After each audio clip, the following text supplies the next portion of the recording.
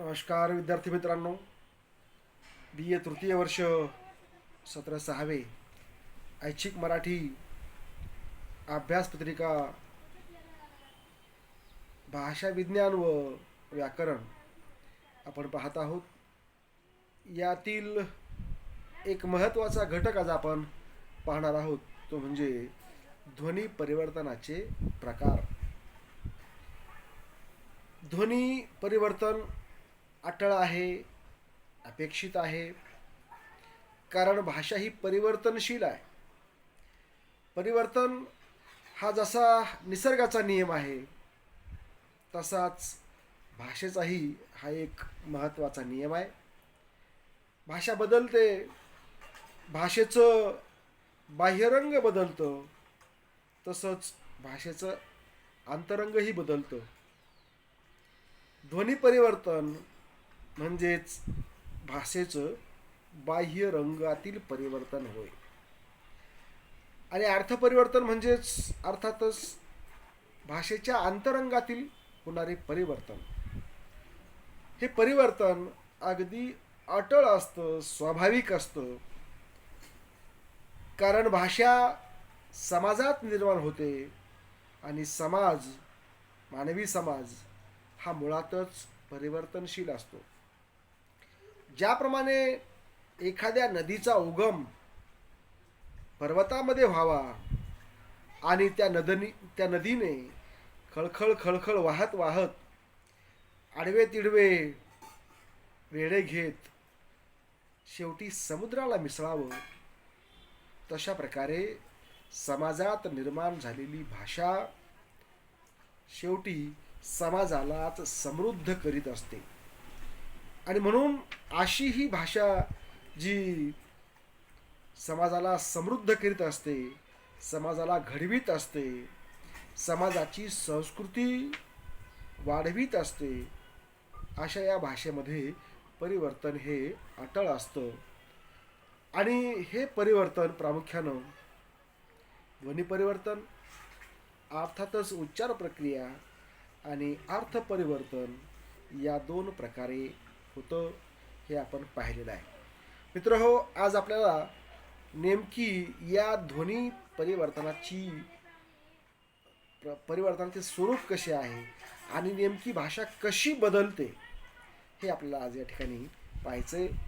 ध्वनी परिवर्तन नेमकं कसं होतं, तर ध्वनी परिवर्तन प्रामुख्यानं 2 प्रकारे होतं. एक निरपेक्ष ध्वनी परिवर्तन म्हणजेच स्वयंभू ध्वनी परिवर्तन. अर्थातच कधीकधी कुठलंही कारण न लागता सुद्धा भाषेमध्ये बदल होतात. हे बदल स्वयंभू असतात, कारण भाषा ही नवनिर्माण शालिनी आहे. भाषेमध्ये रोज नित्य नवे शब्द येत असतात, जुने जात असतात. ज्याप्रमाणे एखाद्या झाडाची पानगळ व्हावी आणि जुनी पानं जाऊन त्या ठिकाणी नवी पालवी फुटावी. मित्रहो, भाषेचंही अगदी तसंच असतं. जुने शब्द रोज कालौघात नष्ट होतात आणि नवे शब्द व्यवहारात अगदी चलनामध्ये येत असतात. तर एक स्वयंभू परिवर्तन, ध्वनी परिवर्तन, आणि दुसरं आहे ते म्हणजे परावलंबी परिवर्तन, अर्थातच सापेक्ष ध्वनी परिवर्तन. या दोन्ही प्रकारानं ध्वनीमध्ये बदल होतो आणि त्यामुळं भाषेमध्ये भाषिक परिवर्तनाची प्रक्रिया घडते. तर या दोन्ही गटामध्ये मोडणारे काही प्रकार, आपण मोजके प्रकार आज पाहणार आहोत. त्यामध्ये पहिला प्रकार आहे सदृश्यीकरण. सदृश्यीकरण, मी म्हणालो तुम्हाला की भाषेमध्ये मूल ध्वनींची संख्या फक्त 49 ते 51 एवढीच आहे मराठीमध्ये. आणि या मूळ ध्वनींपासूनच आपली संपूर्ण शब्दसंपदा बनलेली आहे, सगळी भाषा बनलेली आहे. त्यामुळं बऱ्याचदा शब्दामध्ये सारखे सारखे शब्द येणं शक्य आहे. तर अशा प्रकारे सारखे शब्द आल्यानंतर एखादा शब्द दुसऱ्या शब्दावर हावी होतो, एखादा अक्षर दुसऱ्या अक्षरावर प्रभाव गाजवतं आणि मग एक शब्द नष्ट होतो, एखादा अक्षर त्यामधून गायब होतं सदृश्यीकरणामुळे. बघा, चक्र हा शब्द आहे, चक्र. तर ह्याचं उच्चारामध्ये काय झालेलं आहे, चक्र म्हणण्याऐवजी आपण चाक म्हणतो. गाडीचं चक्र फिरायला लागलं असं म्हणण्याच्या ऐवजी गाडीचं चाक फिरायला लागलं असं म्हणणं अधिक आपल्याला संयुक्त ठरतं. वक्र म्हणजे वाकडं. तर वक्र या या शब्दाचा उच्चार आपण वाक असा करतो. कंसात ड, वाकडं. आता हे झालं सदृश्यीकरण म्हणजे. आणि आता दुसरा प्रकार आहे तो म्हणजे वियोजन. सान्निध्यात आलेल्या वर्णांना एकमेकांपासून एका आगंतुक वर्णाच्या मदतीने दूर केलं जातं आणि ही प्रक्रिया घडते. उदाहरणार्थ मंतर. आता मंत्र हा शब्द मुळात आहे, पण या मंत्र या शब्दाचा उच्चार कसा होतो, मंतर. मंतरलेले दिवस. मैत्र हा शब्द आहे, मैत्र, याचा उच्चार मैतर असा होतो. किंवा श्री हा शब्द आहे, श्री, याचा उच्चार सिरी असा होतो आणि अर्थ बदलतो, नाही का. सिरी म्हणजे डोक्यावर, परंतु श्री इथं मूळ शब्द आहे. तिसरं कारण आहे ते म्हणजे विसदृशीकरण. दोन वर्णातील साम्य नष्ट करण्यासाठी जे साधन वापरतात त्याला विसदृशीकरण म्हणतात. उदाहरणार्थ पुत्र, पुत्र, म्हणजे उच्चारामध्ये बदल होतो, प्रमाणच्या ऐवजी प्रमाण. असे उच्चारामध्ये बदल होतात आणि भाषिक परिवर्तन घडतं. अंत्यलोप म्हणजे शब्द बनताना त्यामध्ये वर्ण असतात, स्वर असतात आणि या दोघांना मिळून अक्षर बनलेलं असतं. तर असं कधी कधी अंत्य अक्षराचा, वर्णाचा, स्वराचा लोप होतो. उदाहरणार्थ जावे, जावं, इथे, इथं, तिथे, तिथं. अशा प्रकारे गती, गत. त्यानंतर आहे गुणवृद्धी संप्रसारण. आता गुण होणे म्हणजे काय, ई उ रू लुरू यांच्याऐवजी ए ओ आर अल जेव्हा होतं तेव्हा गुण झाला असं म्हणतो आपण. वृद्धी अ ई उ रू लुरू च्याऐवजी आ आय आव आर अल हे झालं की आपण वृद्धी झाली असं म्हणतो. संप्रसारण य व र ल च्या ऐवजी अ उ रू रू होणे याला संप्रसारण म्हणतात. आता हे जे सांगितलेले तुम्हाला मी प्रकार आहेत, गुणवृद्धी संप्रसारण, शब्दामध्ये झालेले हे बदल आहेत. त्यानंतर वर्ण विपर्यास, वर्णाची आदला बदल होते. उदाहरणार्थ पिशवी हा शब्द आहे, पिशवी, पण उच्चारामध्ये काय होतं, पिवशी, उच्चारामध्ये पिवशी होतं.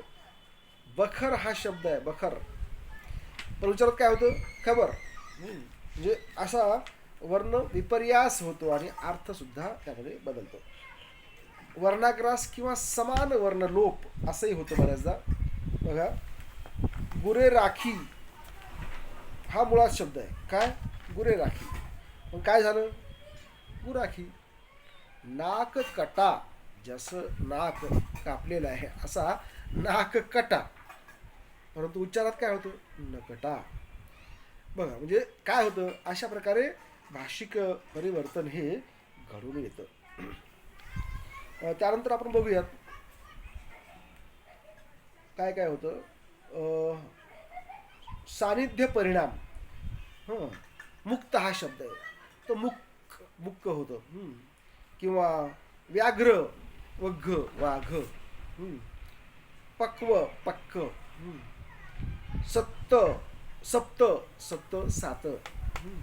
तप्त, तात, तत.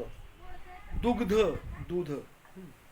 समान वर्ण परिहार, म्हणजे सारखे जे वर्ण असतात त्यांचा परिहार होतो, ते वर्ण नष्ट होतात. उदाहरणार्थ जे जेवला, जेवला. किंवा आद्य स्वरागम होतो. बऱ्याचदा इंग्रजी शब्द असतात, स्क्रू हा इंग्रजी शब्द आहे, पण ह्याचा उच्चार कसा होतो, इस्क्रू. स्टेशन हा इंग्रजी शब्द आहे, याचा उच्चार ई स्टेशन असा आपण करतो.